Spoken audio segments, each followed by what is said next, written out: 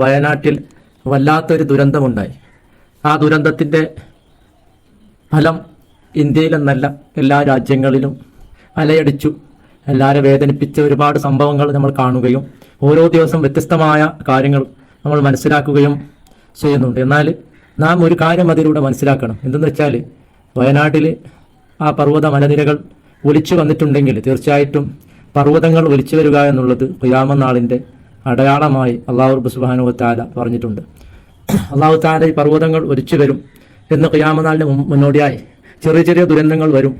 അതിലെ സൂറത്ത് മുസമ്മിലിലെ 14-ാമത്തെ ആയത്തിൽ അല്ലാഹു തആല പറഞ്ഞു, യൗമ തർജുഫുൽ അർദു വൽ ജിബാലു വകാനത്തിൽ ജിബാലു കസീബൻ മഹീല എന്ന് പറഞ്ഞിട്ടുണ്ട്.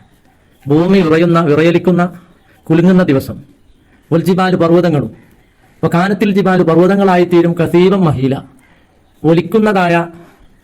ഒലിച്ചു പോകുന്ന മണൽക്കുന്ന് പോലെയാകും എന്നാണ് അള്ളാഹു പറഞ്ഞത്. കസീബൻ മഹീല ഒലിച്ചു പോകുന്ന മണൽക്കുന്ന് പോലെ.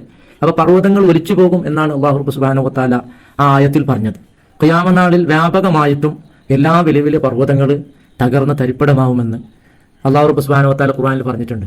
എന്നാൽ ഇവിടെ ഒരു പർവ്വതങ്ങൾ ഇങ്ങനെ വയനാട്ടിലെന്നല്ല, ഇന്ത്യയിലെന്നല്ല, ഏഷ്യയിലും ആഫ്രിക്കയിലും അങ്ങനെ ഒരുപാട് സ്ഥലങ്ങളിൽ ഇങ്ങനെ പർവ്വതങ്ങൾ ഒലിച്ചു വരുന്നു. ഒരു നാട് തന്നെ ഇല്ലാതെയാകുന്നു. അങ്ങനെയുള്ള പല സംഭവങ്ങളും നാം കണ്ടുകൊണ്ടിരിക്കുകയാണ്. ഇത് ഖിയാമത്ത് നാൾ അടുത്തിരിക്കുന്നു എന്നതിൻ്റെ ഓരോ സൂചനയാണ് വന്നുകൊണ്ടിരിക്കുന്നത്. അപ്പോൾ നമ്മുടെ എന്ത് വേണം? നമ്മൾ അല്ലാഹുവിലേക്ക് തഖ്വ ചെയ്ത് ജീവിക്കണം. കാരണം ഏതൊരു മനുഷ്യനും ദുരന്തം വന്നാലും വന്നില്ലെങ്കിലും അവൻ്റെ ആയുസ് തീർന്നാൽ അവൻ മരിച്ചു പോകും. അപ്പോൾ മരിച്ചു കഴിഞ്ഞാൽ പിന്നെ പുനർജന്മം, ഖിയാമത്ത് നാൾ അടുത്ത് പിന്നെ പുനർജന്മം ഉണ്ടായാൽ ആ പരലോകത്ത് നമുക്ക് രക്ഷപ്പെടാനുള്ള മാർഗം എന്തെന്നാണ് ചിന്തിക്കുന്നവൻ. ഇങ്ങനെയുള്ള ദുരന്തങ്ങളിൽ പാഠം ഉൾക്കൊണ്ട് അള്ളാഹുവിലേക്ക് മടങ്ങുന്നവനാണ് ഏറ്റവും വലിയ ബുദ്ധിമാൻ. അല്ലാഹു തആല ആ കൂട്ടത്തിൽ നമ്മൾ പെടുത്തി അനുഗ്രഹിക്കുമാറാകട്ടെ. ആമീൻ യാ റബ്ബൽ ആലമീൻ. അസ്സലാമു അലൈക്കും വറഹ്മത്തുള്ളാഹി വബറകാതുഹു.